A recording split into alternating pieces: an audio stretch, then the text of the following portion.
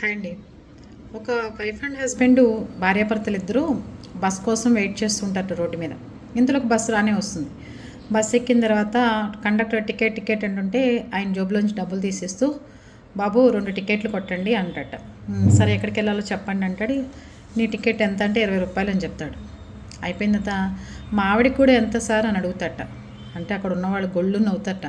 నీకో రోటి మీ ఆవిడకో రేటు ఉండదు, ఇద్దరికి 20 రూపాయలు ఇవ్వండి అని అడుగుతాట కండక్టర్ విసుగ్గా.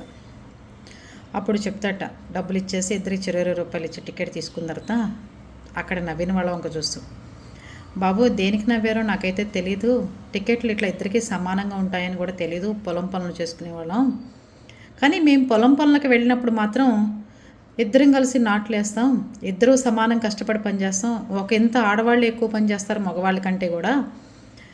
మామూలుగా అయితే వీళ్ళు చుట్టకనో బిడికనో ఆగుతారు, ఆడవాళ్ళు అది కూడా ఆగరు, సాయంత్రం మళ్ళీ పొద్దుకే దాకా పని చేస్తారు బాబు, కానీ మా కూలీ వేరు, మా ఆడవాళ్ళ కూలీ వేరు, మా ఇంట్లో ఆడవాళ్ళ కూలీ వేరు, అలాగే పసుల్లో కూడా తేడా ఉంటుందేమో అని అడిగాను, దానికోసం మీరు అంత నవ్వక్కర్లేదు అన్నట్ట అమాయకంగా.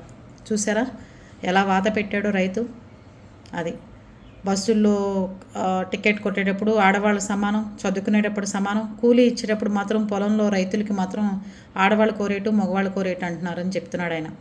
మీరందరూ ఏమంటారు?